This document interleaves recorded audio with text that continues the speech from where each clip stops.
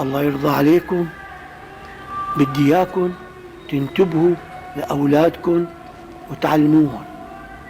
حقدم لكم هدية إلكم ولأولادكم ولأحفادكم وطلابكم.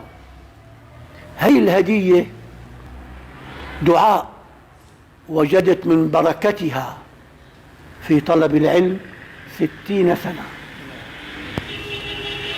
من أنا و10 سنين عمري أحفظ هذا الدعاء عن والدي رحمه الله، أخذه من خط الشيخ أبو الخير الخطيب، شيخ ولا الشيخ بدر الدين الحسني، الله يرضى عنه.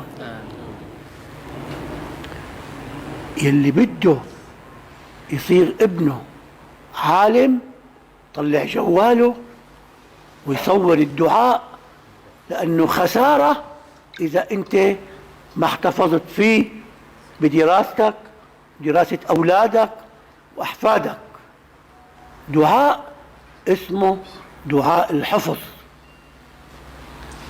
قلت لكم وجدت بركته 60 سنة، وما أنا فيه من العلم ببركة هذا الدعاء. إذا أردت أن تفتح كتابا لتدرس أو تبدأ بكتابة الامتحان تقرأه، ما بيستغرق معك دقيقة. شو هذا الدعاء؟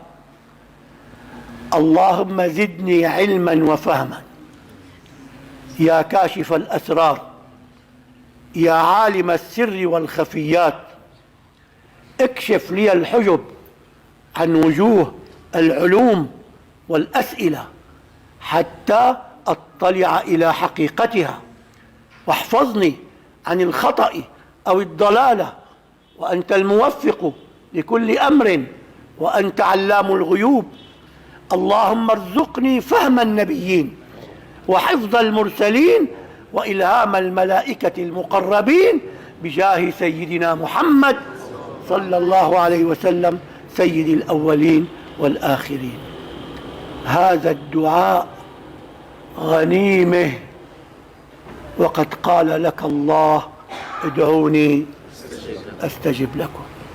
اللهم آمين آمين بجاه النبي الكريم وسر الفاتحة.